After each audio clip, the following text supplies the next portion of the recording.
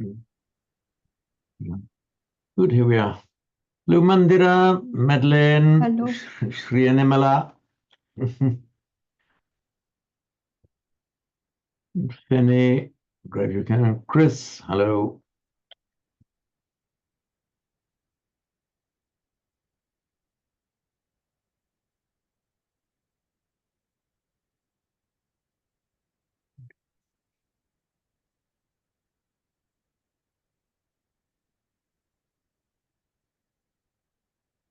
I'll just share screen while you're coming in.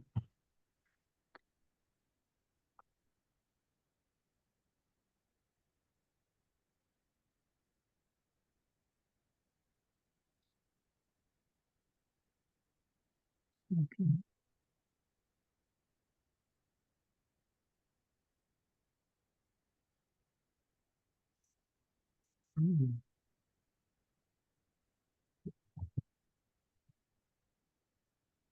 Right, Chris, yeah, welcome, Lucy. Hello. Lucy, we can see you from about there down. Can you? There we are. That's a little bit. That's better. Oh, it's better. Thank you. Right. So today we will be just dealing with a recap of the Bhagavad Gita, chapter 1, verse 42. I'll call that up for you.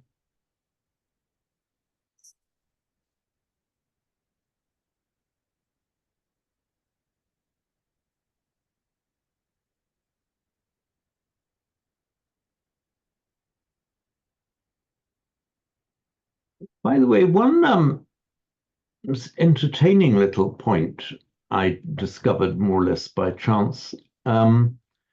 This word kriya, which literally just means actions, from the to do kriya, an action. It's from the same root, of course, we get karma, Pali kamma. But kriya, generally it means just an action, but in this specific context, it is the actions, the acts that are done for one's ancestors, and the acts that are done for your kula dharma, the dharma of your family.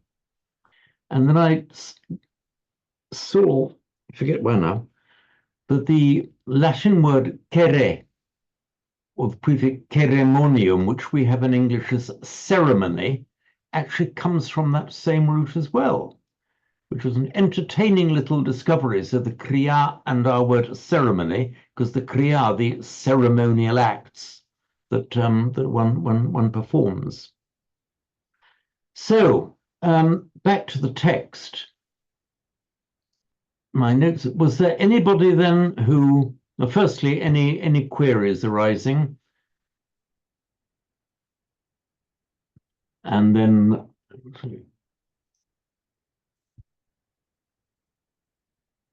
if anybody didn't have a go at reciting last time, who would like to do so this time before we move on?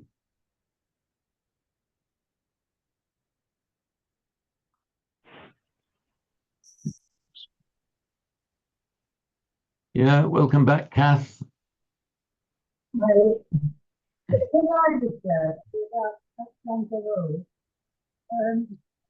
So your acoustics aren't coming through very clearly, Kath.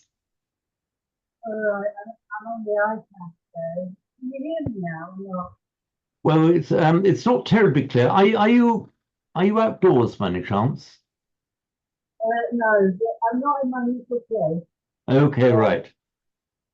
I'll go into my usual place and have later. Okay, right. I thought for a moment I saw a bright sky behind you, and now see it's just a light-colored ceiling. Welcome, Anne.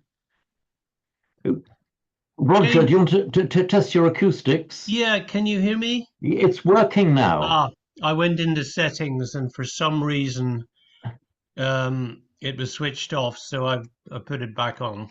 Okay, right. So was it a deeper level than your audio button, was it? Yeah. Okay, right. Now, for those who are unaware, it's just at the Pali class before, Roger, we couldn't hear Roger even though he Actually, said what. the question I was trying to ask, it relates to the Pali, but it's probably very straightforward. But asamahito, why do you get the long in the middle between the sam and the hito? Because it's a separate prefix. Oh, is it? Yeah. Now, in fact, the question that you've asked is equally valid for Sanskrit as for Pali. The words have exactly, this particular word has exactly the same form, so we can deal with it right now, actually. So it's for the negative, sam for together, and then Some hito. In fact, it can be broken down into four elements. Okay. This word came up when we were looking at the Dhammapada in the Pali class earlier. But this word is equally valid for Sanskrit. Indeed, it's one of our core vocabulary. And the word was asamahito in Pali, asamahita in Sanskrit. Can you all see iPad all right? Yes. Oh, thank you. Yes.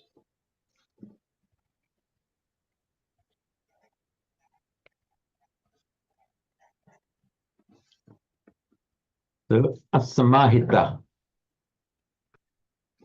You're muted, James, I think. Oh. Can you hear me now? Yes. Good. I was worried for a moment. Okay, so asamahita. So at the risk of repeat, I think the repetition would only fit for Paladin and Roger. The asamahita means literally unconcentrated.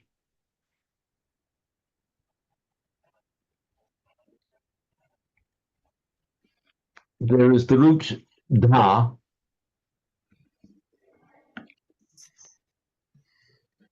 of which the literal meaning is to, the normal literal meaning is to put or to place. And it makes its past participle, it's irregular. So the past participle of dha, if it were a regular verb, it would be dhata, but it's not, it's hita.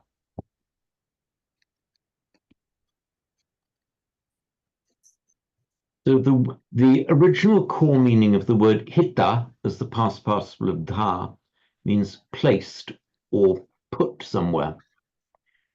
And then by extension of meaning, it means well placed, well put. And so the word hita, which we see in the phrase for the sukhaya hitaya, for the happiness and benefit, also means benefit. It also means beneficial or helpful. As in the word upadesha, meaning advice, we have the hitopadesha.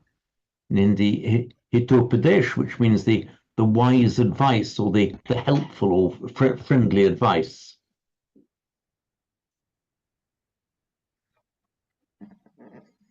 When this root dha comes at the end of a compound, it actually mutates into a di. So, for example, putting together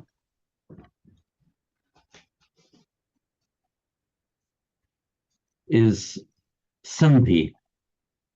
So santi, which of course is cognate with the Greek synthesis.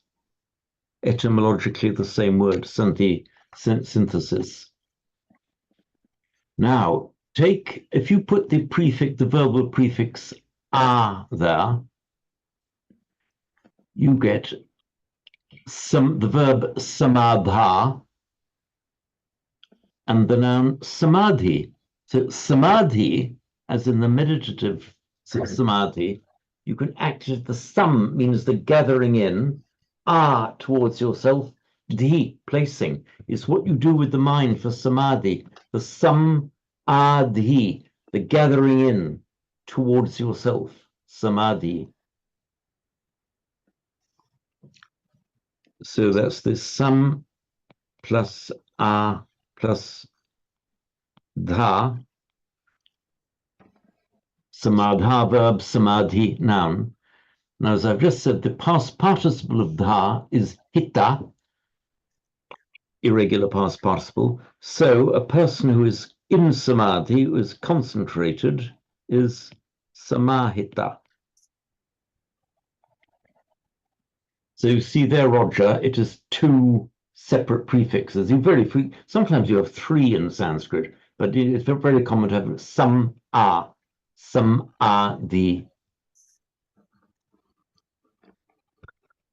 And with the negating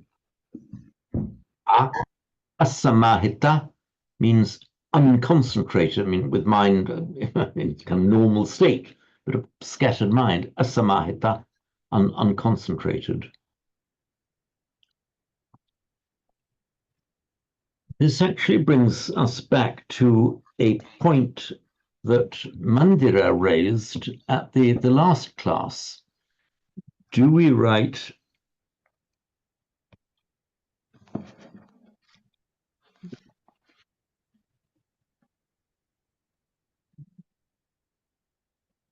anuswara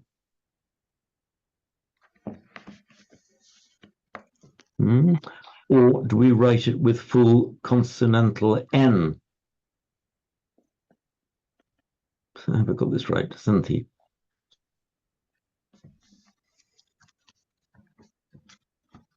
And maybe I have a slight improvement on the answer I gave to Mandira last time. The general rule, if one word ends in a m and the next word begins in a consonant, and then by Santi, you use the anuswara. Why then do you sometimes see Santi written with anuswara, but sometimes with the full consonantal n? I think the reason is that where the words are so closely joined as they're almost perceived as a single word.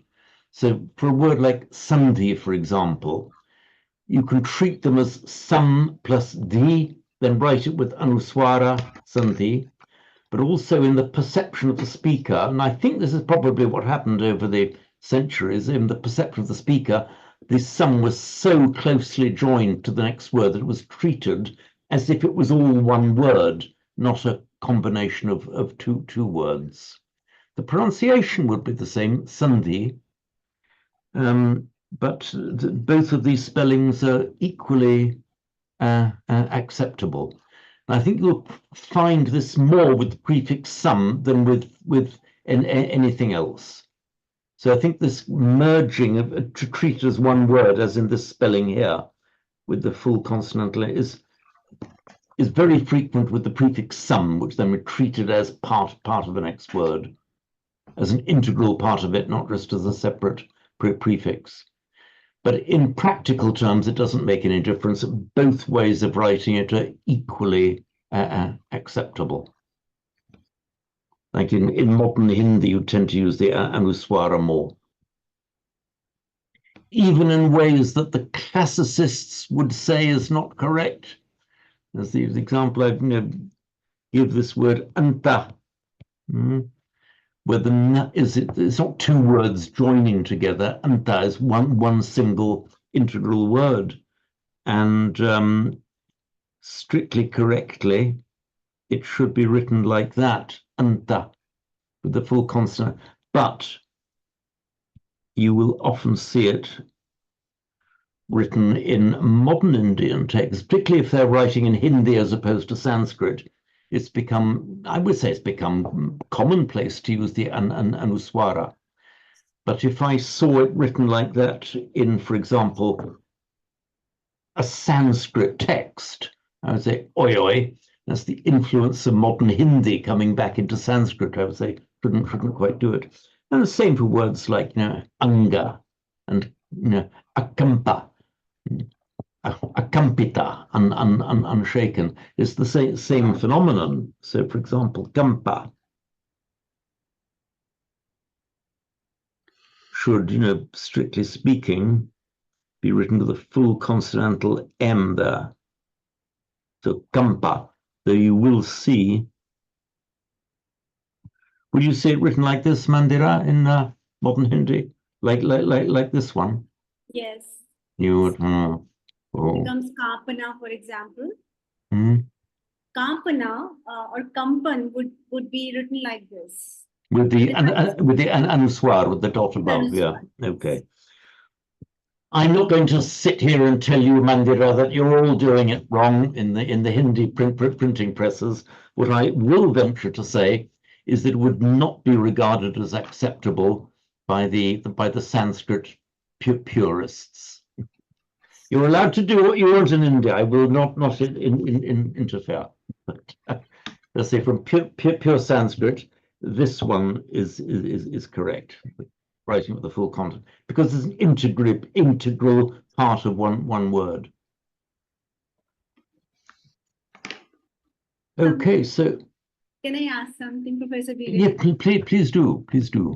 So we looked at this sandhi, sam plus a plus dha. Yes. And so in my mind, I'm thinking about a word samadhan, which literally means a solution. So how do we explain that? How do we look at that word? Samadhan. Samadhan. Solution of a problem. Oh, I don't recall having seen that. Let me just check. Let me call this one up.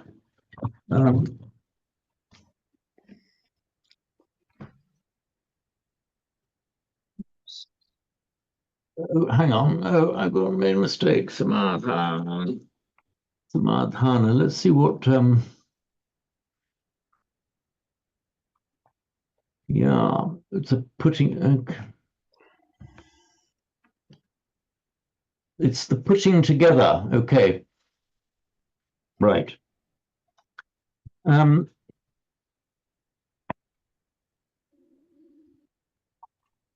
Okay, I think I've got the correct explanation for you.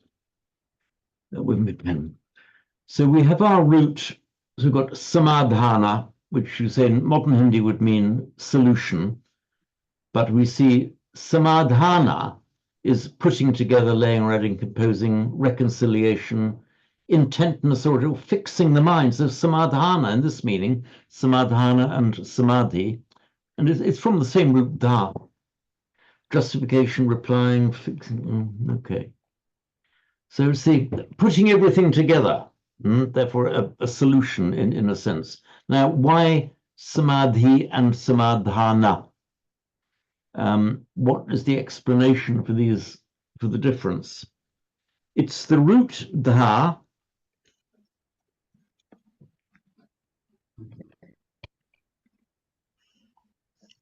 There are various ways of forming verbal nouns from roots, and one of them is to add na or ana. And in this particular case, although dha exhibits some irregularities, for example, the past participle is hita, it can form a verbal noun. Oops, somebody wouldn't get in. It can form a verbal noun, dhana.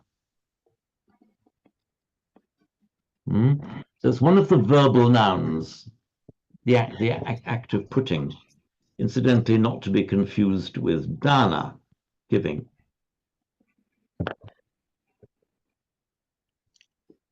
We now have formed a regular verbal noun from the root dha, dhana, meaning the act of putting or placing. We now combine those with two prefixes, some are. Now we are not putting a root on the end of this word, we're putting an already fully formed independent verbal noun. So it doesn't undergo any change, samadhana.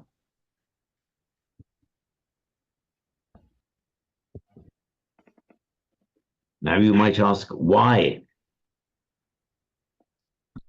Okay, because dana now is kind of a freestanding word, and you can put it on the end of a compound without it having to undergo any change.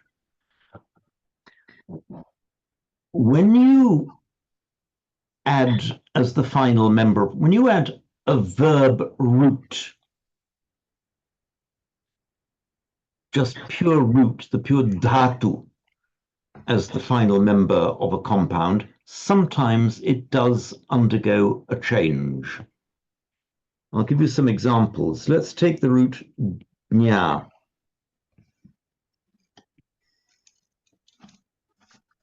Root to know, which we haven't. That's why in English we write it with a K. To know. You speak kna or knor. That reflects the nya, and in Greek gnosis, which is the same gnoprognosticate. What happens when we add this root, this dhatu, at the end of a word? Let's take the word omniscient, all-knowing, sarvajna.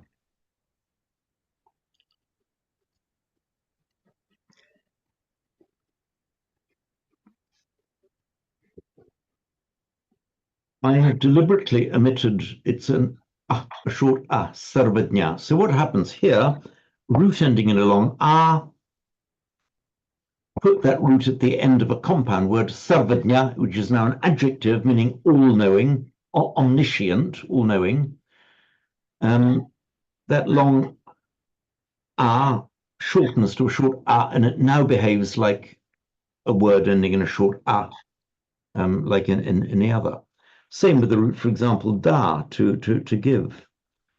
Gift giving would be danada. Danada. Again, the final shortened to a short because it's now become an ordinary adjective ending in a short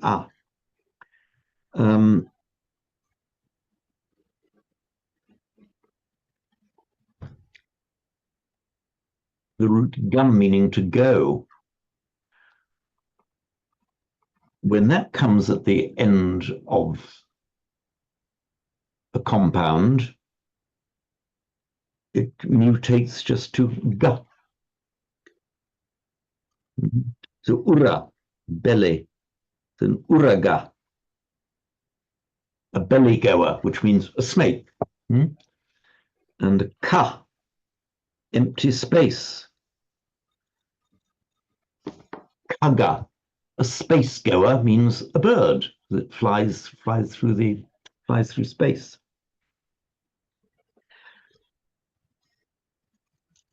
A couple of roots behave irregularly when they appear as the root at the end of a compound. One of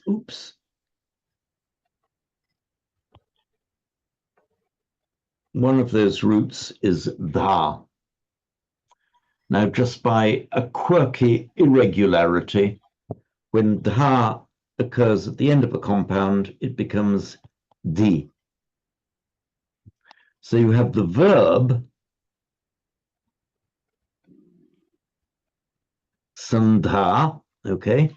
That's not a compound, it's still a verb with this prefix dha, sandha. However, make a verbal noun out of it, a compounded verbal noun, and it just becomes sandhi. That's just because that's the way, it's like an irregularity that you have to learn separately. Dha becomes di in the verbal noun. And when you put two prefixes in front of it, sam plus a, equally it becomes, that's how you get samadhi.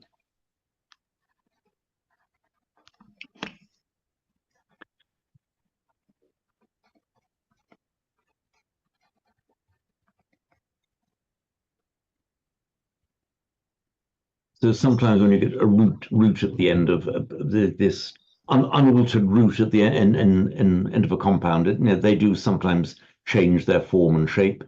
And dha, as I say, is a little bit irregular. So I hope that makes it clear. Yes, Mandira. Are you going to give me a difficult one now? So I'm now wondering, since you mentioned knowledge, so the KNOW, that word know, can be derived from gya. It is. Does it? That's what it means, right? It does mean, and then the Sanskrit jna, which in modern Hindi you pronounce as a gya, and the English no, which in older English the K was pronounced, it was a kno, and the Greek gno as in gnosis, and diagnosis, prognosis means knowing in advance. They're all from the same root.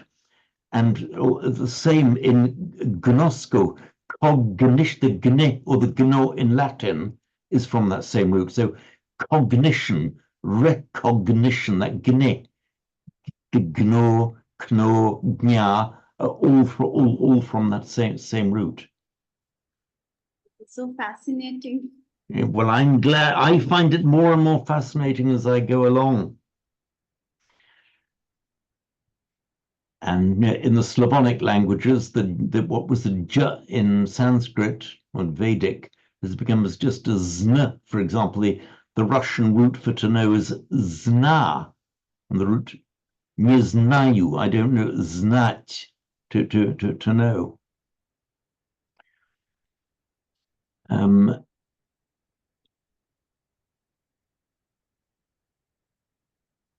In fact, in modern Hindi, from Sanskrit jnanam comes jnan, but that's where you get the modern Hindi, the ordinary Hindi verb to know is janna, ninjanta. So this jan is from that root jna.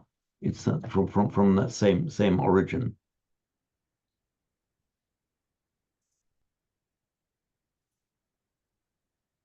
Right, where were we? Tunkaro Narakaya.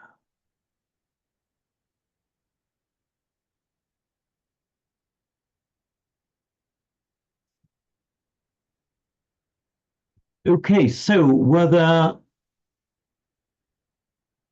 any further queries and or anybody who missed a turn at recitation last time and would like to this time? I just wanted to ask if the ending, Sankaro, is that Sandy there? Is it the O? That is by Sandy. Yes, it would be without Sandy. In fact, in the analysis there, let me change it. Sankara. It would be Sankaraha, but with Sandy, with the following voice consonant, the final aha becomes O. That's why it's Sankaro Narakaya. Okay, thank you. Yeah.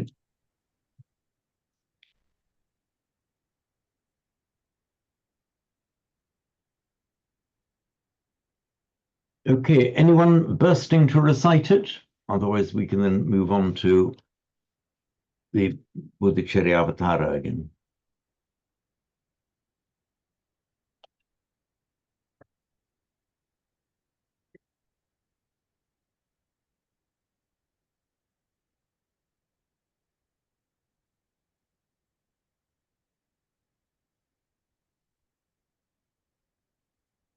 Right, shall we move on?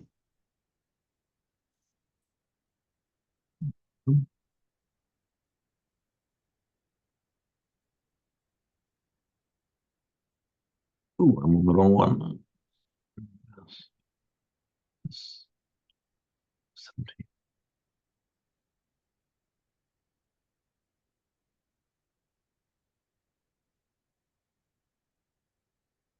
Sorry.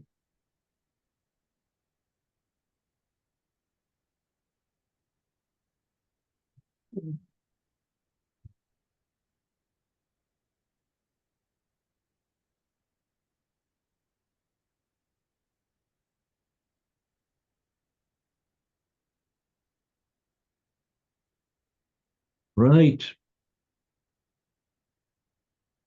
Ye chit swashunitam drishtva vikramante visheshataha Parashonitam apyeke drishtva murcham vrajanti cha.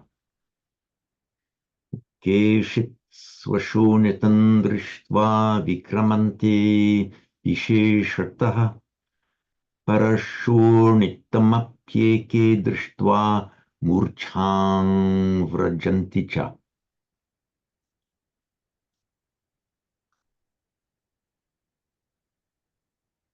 So, kaha, with K-A subdotted H on its own, kaha is just the word meaning who. Put a chit on the end of it, put a chit on the end of any question word, and it makes them indefinite. So, kaha, who, ke-chit means somebody. Oh, sorry, kashchit, kashchit is somebody. This is the plural of kaha is ke. So, ke-chit means just some people. As we could say just in English, we can just say some as a plural, meaning some people. So kechit, some people, that's an indefinite. Swashunitam drishtva, drishtva, having seen or on seeing. Swashunitam, their own blood. Vikramante visheshata, that makes them, that, you know, that above all things makes them bold. You see your own wounds, and it makes you even braver. And eke is the plural of eka, meaning one.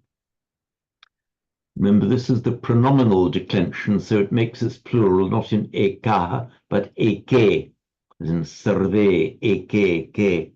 So eke literally means ones in the plural, and that's just another way of saying some people, or some and others. Eke, ones meaning some. Some people, drishtva, on seeing, parashonitam api, even other people's blood will fall into a faint. The first line saying, some people on seeing their own blood, if they've themselves sustained a wound, that will make them even braver, whereas others, just by witnessing somebody else wounded, somebody else's blood, will faint. So there's some swashonitam. I was looking up this word, considering this word shonetta, and I thought, are we going to get any further back? Do I just say, well, it just means red or blood? We'll have to accept it. Though I decided, no, I'm not going to let that one go. And I delved back a little bit further, which wasn't too difficult, actually. Maybe just the first time round I was being too lazy. So let me give you the...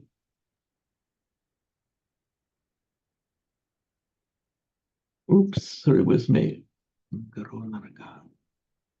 Trying to find, there we are. No, I don't save, yes we do. Come on, trying to exit, there we are.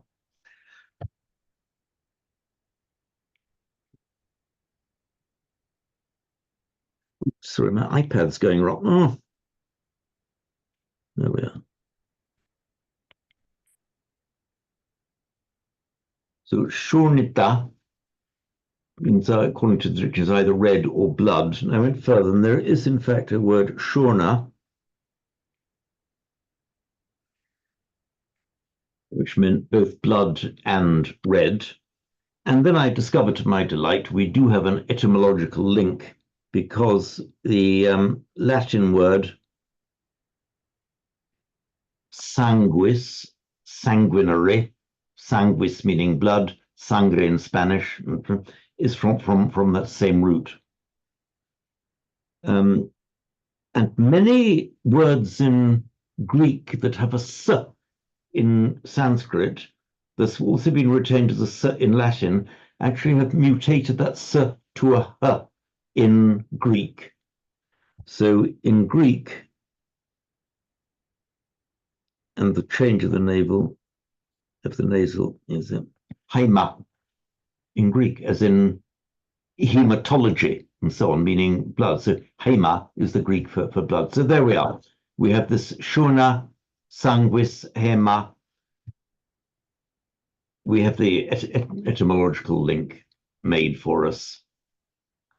So, and swa, this prefix swa just means one's own. So swashonitam, one's own blood.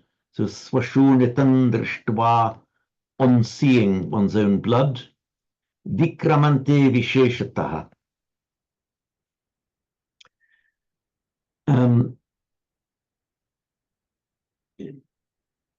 Vikrama means, you know, valor, bravery. In fact, I think it's quite a popular boy's name in India, is it not, Mandira? Vikram. Yeah. Vikram and also Vikramaditya earlier. Vikramaditya. Yes. The bold, the Aditya meaning the sun. Whereas in the Sol Invictus, the unconquered sun. So Vikrama, meaning brave, it's a lovely imagery, the way that word is formed, because the root is kram, meaning to step. And atikram means to step over, step beyond. Vikram means to step away, to step out, or to step forward. So the vikrama is the act of stepping forward, advancing into the fight, not huddling up with all of the others, but being brave and advancing outwards. That's the imagery behind the vikrama. So vikramante, they are bold, they step out boldly. Visheshata, you know, meaning especially, they become especially brave when they see that they themselves are wounded. Rather than rushing off to get treatment, it makes them even braver. I've done a note on Vishesha here. One of my long boring notes. But the root shish means essentially to leave behind or to leave over. And talk about the rest, the other people, the rest of the people would be the shesha. But vishesha means special, meaning without anything left over. So vishesha, there on its own, nothing next to it. So visheshata, therefore, means special. If you want to go into the word, I've done a detailed note there.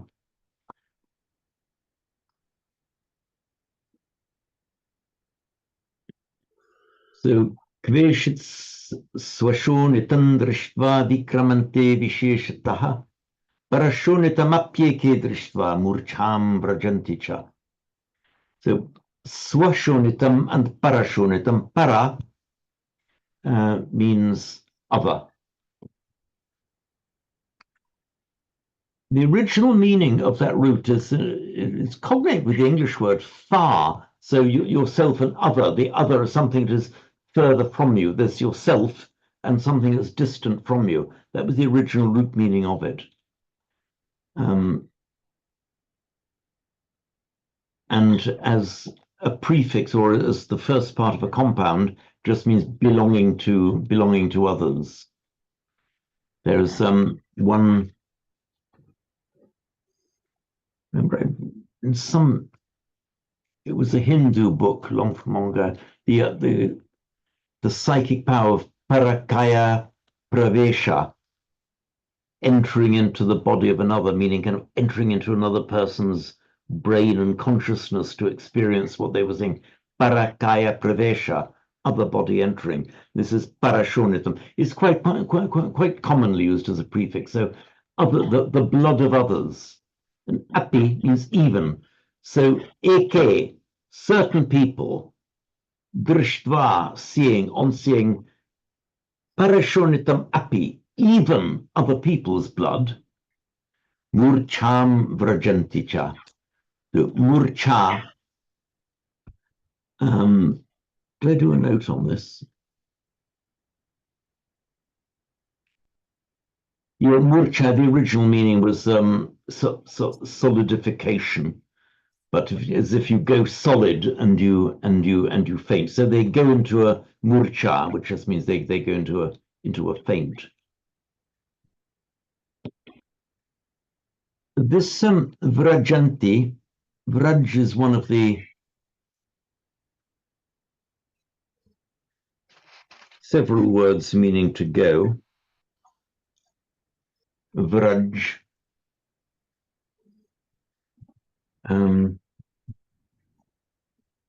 Vraj. We use the word regularly in English as well, as in, because it comes into Latin as vergere and in English verge. So to converge and to diverge, it's the same root. Converge, come together, diverge, go apart. It makes a verbal noun. One of the ways of making a verbal noun is to add a ya, so vrajya. With the prefix pra, meaning forth or out.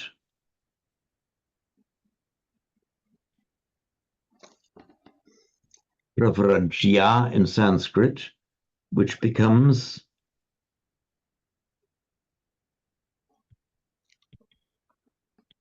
pabbaja in Pali. Many of you may know that word. The pabbaja, it's a well-known word in Pali, meaning the going forth. So pravrajya in Sanskrit, pabbaja. We don't have proverging. We have converging and diverging in English from Latin. We don't have proverging, but we can invent the word. If we can have converge and diverge, let us invent for these purposes proverge. So the proverging means the going forth. Proverge, pravraja, pabbaja. And one who has gone forth would be in Sanskrit,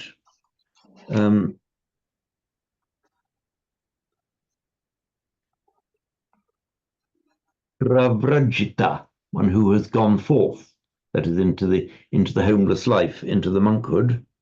And again, by regular phonetic mutation, is pabbajita in Pali, one who has gone forth.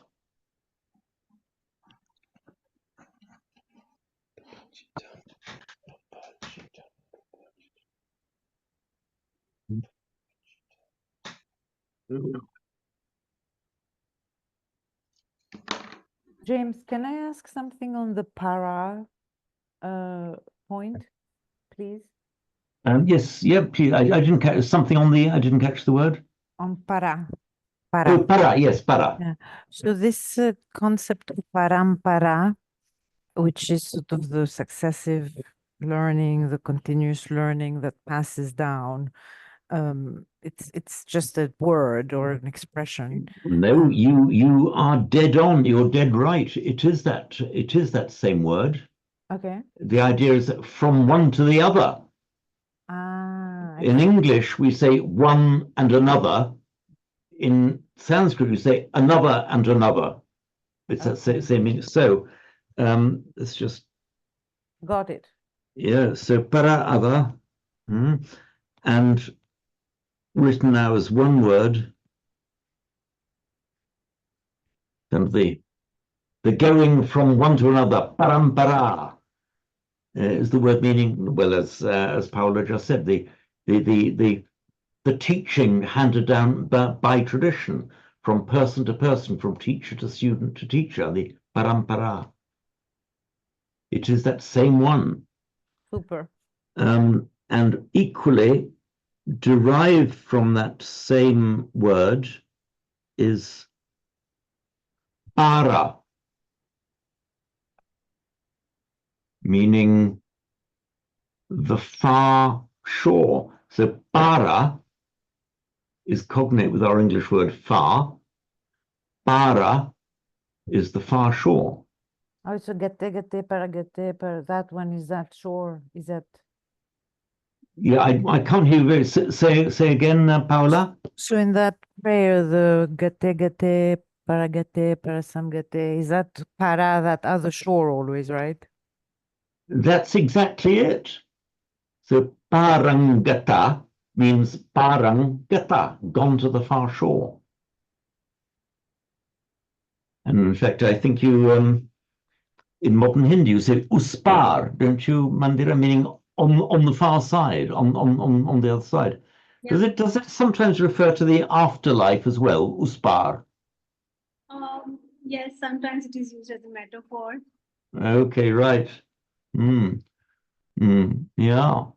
I've heard I remember seeing the expression on somebody, kisi ko us par pahunchayega, will help somebody to reach the far shore, help them to cross to the other side. Yeah. So there we are, far, uspar, parangata, parampara. They're all from that same root, meaning far. Is it also part of paramita?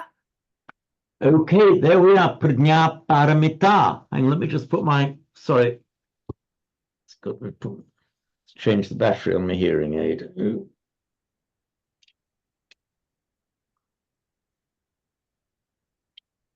Yeah, that's exactly it.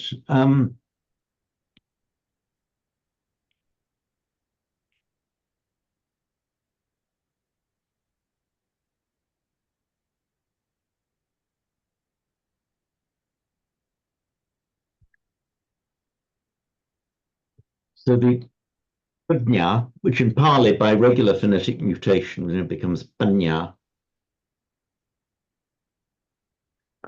Again, it's our same root, jna, meaning to know. Pradnya has come to mean wisdom. It's like knowing, not just knowing the surface of it, but pradnya, knowing through it through to the other side. So that's come to be the regular word for wisdom. So pradnya param ita, simply meaning gone. Quite simple, just from our root I, meaning to go. Regular past participle, ita, gone. Param, accusative of motion, to the far shore. So pradnya, wisdom. Param ita, gone to the far shore.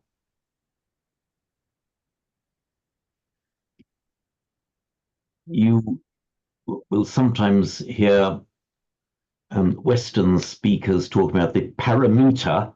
Awful, no. Paramita, not parameter. Paramita. Roger, come in. At the end of the Heart Sutra, why is it gate, paragate? Gate, parasangate, om bodhiswaha. You mean that one? Yeah, why that ending? It is the vocative. Of course. You're addressing the wisdom, oh wisdom, as if you're talking to that wisdom. Right. And the vocative of feminines ending in a long a simply happens to be e. Right. So kanya, kanye, and so on. Sorry, James, this ita business, I forgot what you said. What's e and ita? Oh, e just means to go. Okay. We have that root from Latin ire, to go, ex ire, to go out, ex it means literally in Latin he or she goes out, and it's now used as a noun in English, exit. So the I in exit is that same I from the Vedic Sanskrit root I, meaning to go. Thank you. It's that same root.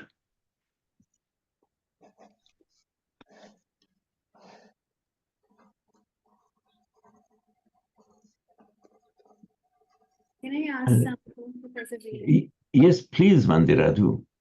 So this word Braj, which is similar to the colloquial word Braj, the Braj Bhasha. Oh, the Braj Bhasha, yes. The region of Braj, where Krishna is born and he has his youth and yes. stories that revolve around his life. So does it also come from the same word Braj, which means to converge? I don't actually know. I'm going to make a note to check on that for next time. But that's an interesting point. I hadn't thought of that. Let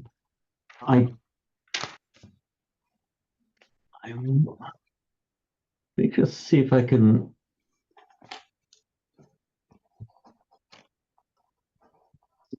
Oh well.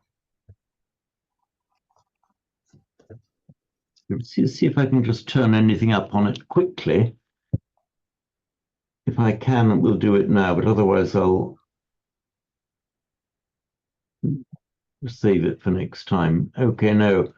So we don't have any actual braj, as we have the vraj in Sanskrit, but not a braj. No match is found.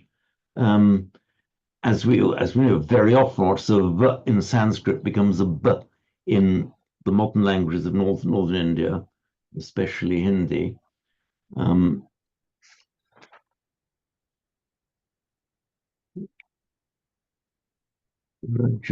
wonder whether there is anything, whether it is related. Wandering, roaming. Vraja, the district around Agra and Mathura, the abode of Nanda, Krishna's foster, the scene of Krishna's juvenile adventures. Now look again at the screen, Mandira, commonly called Braj. You're right, it is the same one.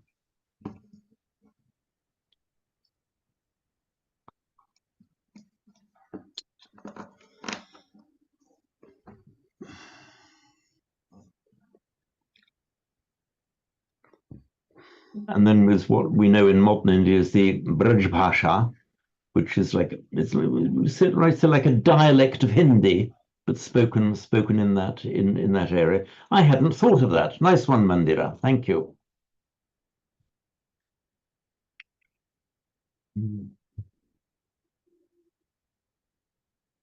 So it's not Vrindavan.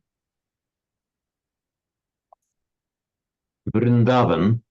This Braj is a different area than Vrindavan. Yeah, I think Vrindavan is, where is Vrinda? It's the Vrinda, I know quite it is Vrinda. So that's... Oh, Vrinda, I've written it wrong, Vrindavan.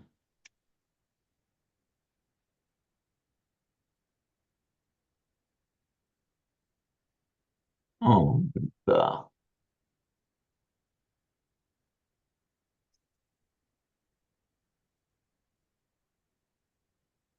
Sorry, that's why I wasn't getting it. I've mistyped it. Oh, come on.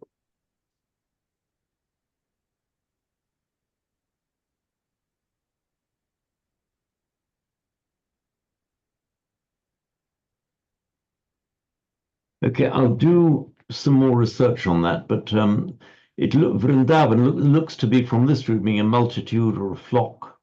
No, it's a city. And Vana, of course, at the end, meaning a forest or wood. Vrindavana, here we are, Vrindavan, Radha's forest. Okay.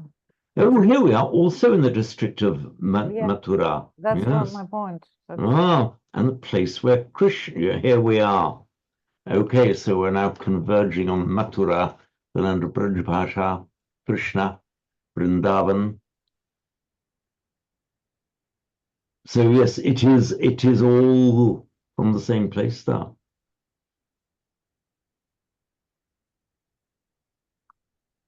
Where the worshippers of Krishna plant and preserve Tulsi is pronounced in modern Hindi, isn't it?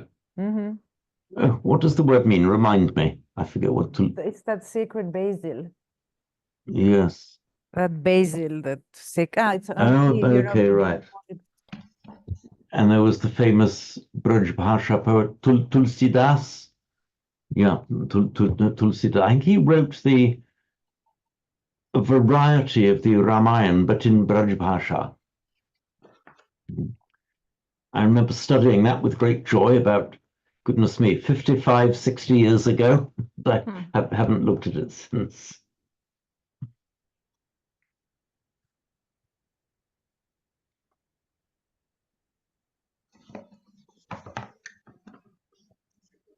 Right. Any comments, queries? Then we can have a bit of a recitation and move on.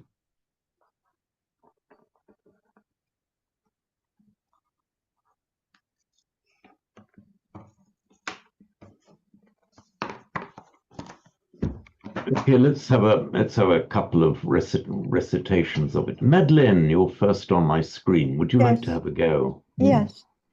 Kechit svashonitam drishtva vikramante visheshataha parashonitamapyeke drishtva murcham vrajanticha. Okay, pretty nice. Thank you. Palden.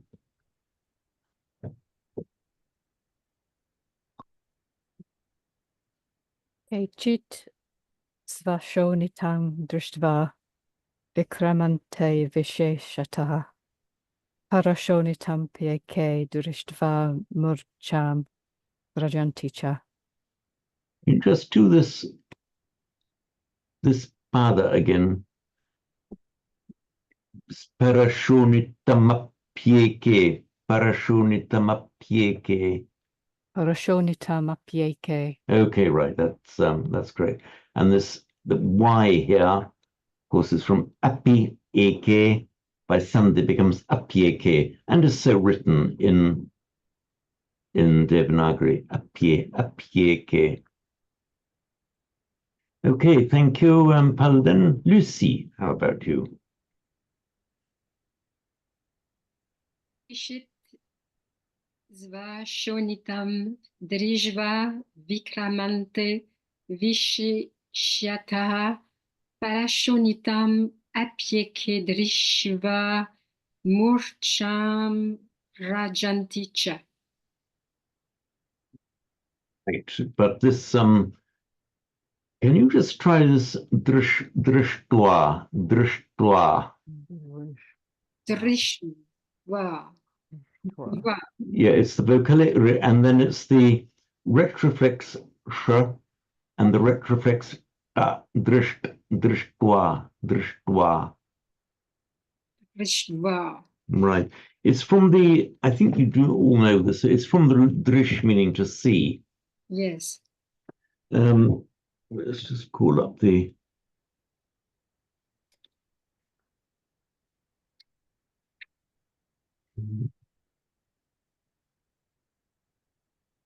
So drish. The root is spelt with the palatal sh, but then we regularly add the twa ending, meaning having done, or on seeing, having seen. By a regular rule of Sandhi, whenever you get a sh followed by a ta, both become retroflex. So by regular Sandhi, drish twa becomes drishtwa with a shta written like that. So it's a sh. So I've written it badly. Sh plus t is you curl them round together, but written a bit like that. Shta, drishtwa.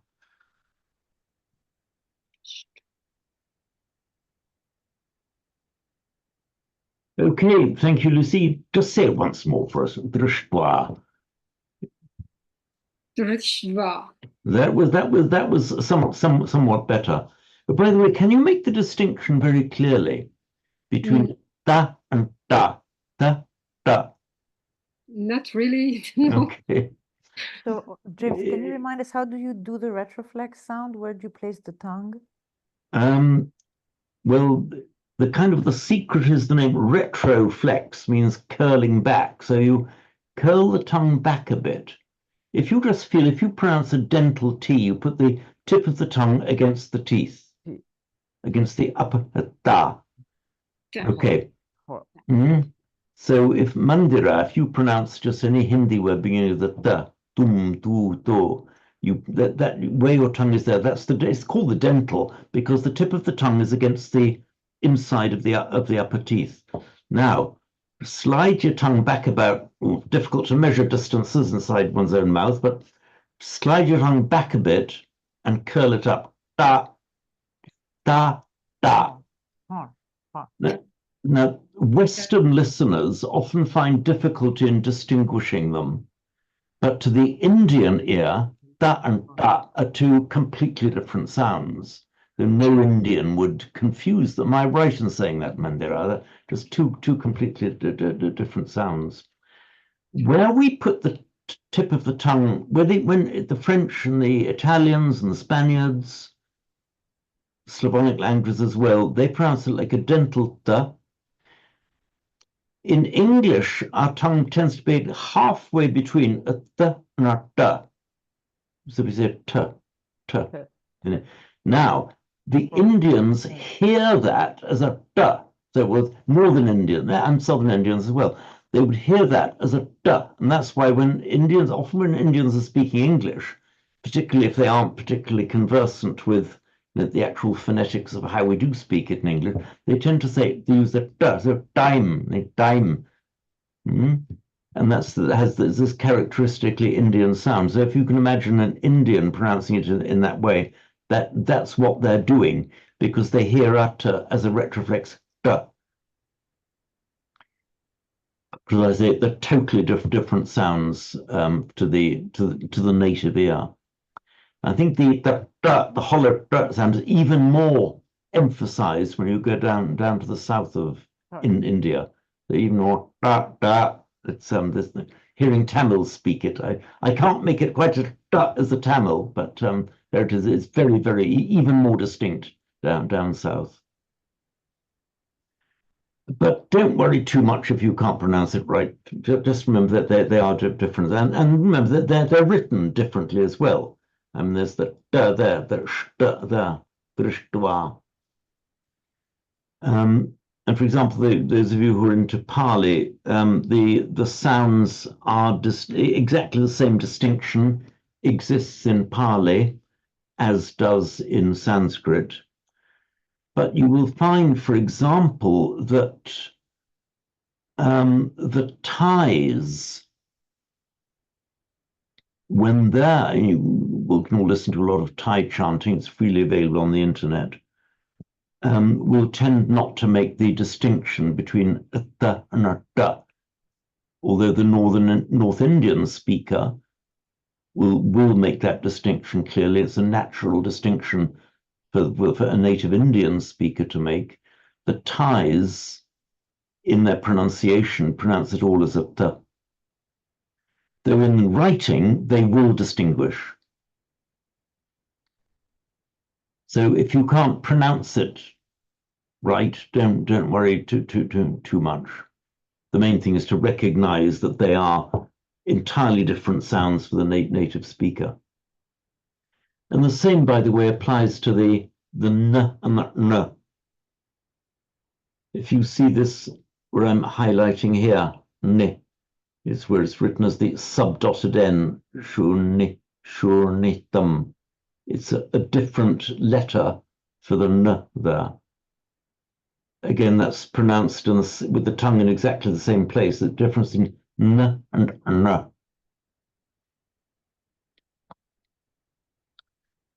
I think in modern Hindi, you don't bother too much with the n, do you? Do you sometimes pronounce it like a n? Sometimes, yes. I've got if it comes before a d, then yes, then you will pronounce it like anda, meaning an egg, for example, anda.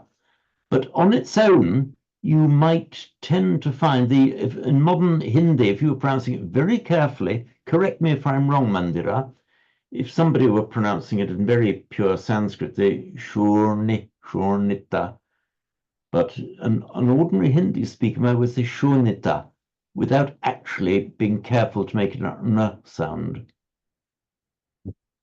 So there's a slight lapse in modern Hindi from the standards of classical Sanskrit. But I say, if there's a consonant or a t following, it'll still be very distinct. Anda, meaning an egg.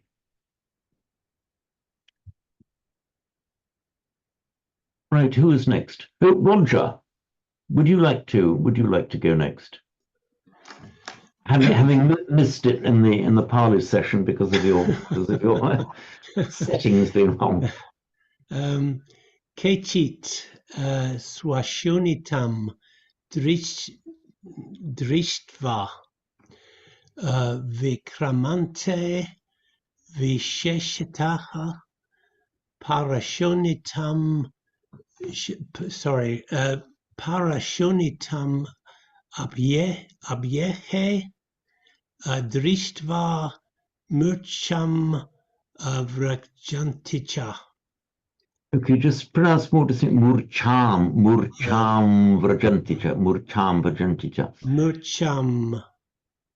That's right. And remember, in Pali, whenever you get a long vowel or followed by an anuswara, it automatically shortens itself. So in Pali, you can never have a word ending in an am. It always shortens to For instance, of the Buddhas, in Sanskrit is buddhanam, the anam. But in Pali, that would be invariably shortened to buddhanam, the short But in Sanskrit, it's distinctly long, burcham vrajanticha. And this one, it becomes a little bit of a mouthful, but the api, parashonitamapyeke, this api is almost as an enclitic. It's felt to be closely joined to the previous word. So you want to try and do it with the flow. Parashonitamapyeke, parashonitamapyeke, parashonitamapyeke. Parashonitamapyeke. Okay, that was much better. Yeah, you got it. Parashonitamapyeke. Well, thank you. Who is next then? Anne, you are the next screen.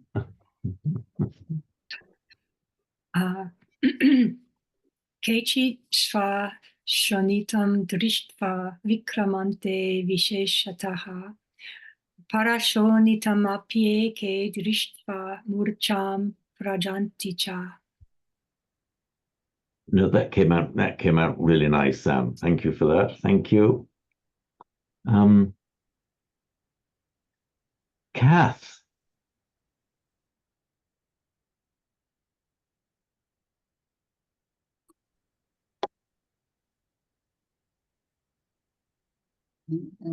Kechit svashonitam drushtva vikramante visheshataha parashonitamapyeke drushtva murcham vrajanticha. See, yes. Lovely. Thank you, Kath. And we can wind up then with Mandira. Kechitasvashonitam drishtva vikramante visheshataha parashonitam apyeke drishtva murcham vrajanticha. Okay, wonderful. Thank you. So we've got a few minutes left, so we can, unless there's anything further arising on this, we could even move on to the next one of the Bhagavad Gita. Yes, Mandira, please come in. This word shonitam, it just reminds me of this word in Hindi, or probably which is in Persian, probably hoon. Shonitam. Is it possible that the word hoon has been derived from shonitam? It is Very possible. Yeah. Because there are a number of words that have a s or a sh in Sanskrit. I hadn't thought of that. It's a good point. The do start with a ch in Persian. So the ch does occur in unexpected ways. So icha, chostan. I think it's very likely indeed. So the khun is Persian word for blood. Yeah, I think you're right about that. I'll double check it. I'm virtually certain that you are right. I'll double check that for next time. Make a note.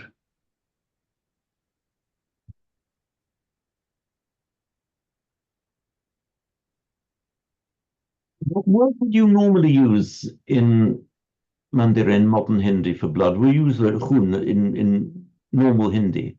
Yes. Okay. It's not exactly a proper Hindi word. No, it's not. I mean, it's pure Persian by Urdu, of course. But I think it must have come from the fact that till very recent times we have been, we have been using Hindavi, which was a mix of Hindi and Persian. Yeah. India. Yes. A lot of words have crept into Indeed they have. And I don't know what it's like in contemporary India now, but when I was there, I mean, I last lived there in 1967, and the normal word was for thank you is shukriya, which is directly from Urdu, from Arabic, shukran in Arabic. And if you said dhanyavad, that sound very kind of high level, pompous, and people wouldn't normally say it. Has it become normal to say dhanyavad in Hindi nowadays, or is it still a bit heavy and literary? I think in upper classes it's still used. People, especially who are mindful of their language when they're others or in their day-to-day activities. But commonly, shukriya is used. Okay, right. Okay. That's interesting. You said people are mindful of their language, want to be, to speak Sanskrit Maya Hindi, Sanskritized Hindi. Yeah. Okay, then, so we can just have a brief glance before we wind up at the, oops, where have I gone? Sorry, I've lost it. Yeah.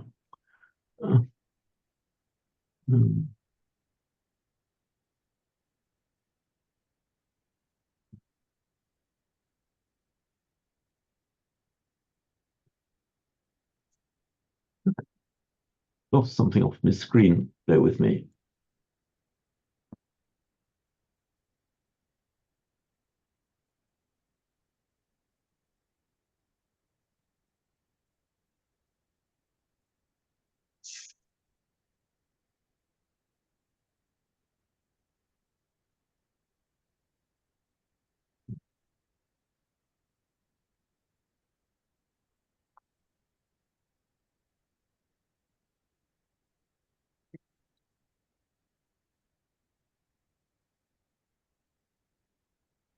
Sorry, Emily.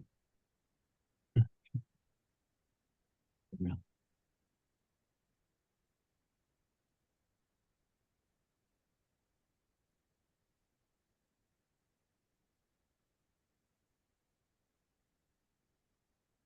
Sorry, I called up the wrong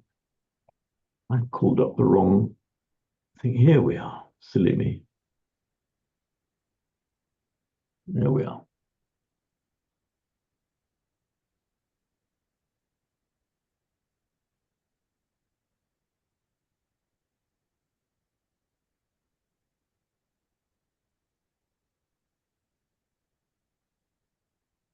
There must be a better way to do it.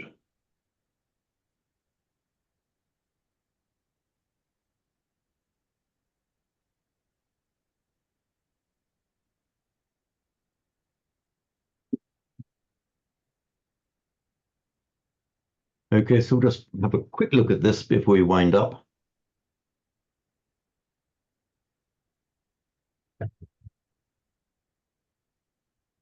So, doshaireitaihi kulagnanam varnasankarakarakai utsadyante jati dharmaha kula dharmascha shashvataha.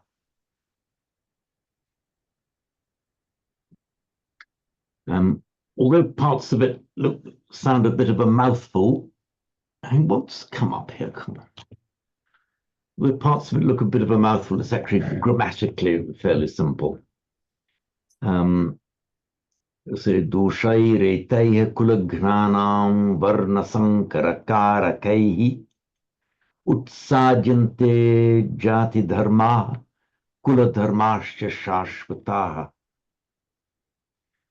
So by these wrongs, etaihi, that's the instrumental plural, doshairetahi, by these faults, by these wrongs. It's from the root dush, which is our well-known anything bad or wrong, so it makes the prefix duh or dush as in duhka. All these and dushkara, duhka.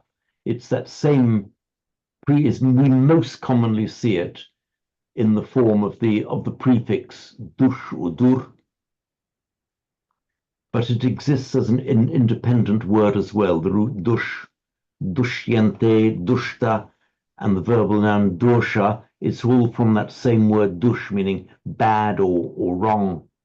So doshair, by these doshas, by these faults, by these wrongs, kulagnanam, of the family killers, of those whose actions kill the dharma of the family, kill the spiritual life of the family. Varna sankara karakehi. Kara, from the root kri, mean to do. Karaka means doing, causing something. So varna sankara karaka means caste admixture causing, that causes a confusion, that mixes up the different varnas or the jatis. So by these evil deeds of the family slayers, which cause these deeds, as the karake, the instrumental plural, this is varna sankara karake, is a compound adjective agreeing with doshe, the instrumental plural. So by these caste mixing, causing wrongs done by the family slayers or of the family slayers, utsadyante jati dharmaha, kula dharmascha shashvataha. So the jati dharma, the spiritual practices, it's very difficult. You can't just, particularly in this context, dharma is a difficult word to translate anyway. Best not to. Your jati dharma. It's that the very life of your jati is what keeps you spiritually pure. It's your connection between now and the divine, your dharma in this context. And the kula dharmascha and the family dharma, so the dharma of your jati, of your birth or your caste, and your kula dharmascha and your family dharmas, shashvatah means existing, ancient, existing from time immemorial. Utsadyante, literally they are upseated. In English we would say uprooted. They are pulled up from their seat. It's from the root sad, meaning to sit. So we will, just gone through now, we will delve into this in detail when we meet next week. So I better cut and run now in case I'm late. So Thank you for joining me, and I look forward to seeing you in a week's time. Thank Okay. you. Thank Thank you to you. all then. Bye, Thank you, you. James. Thank See you you. next Bye time. then. Bye. Thank you. Bye. Bye. Bye. Bye.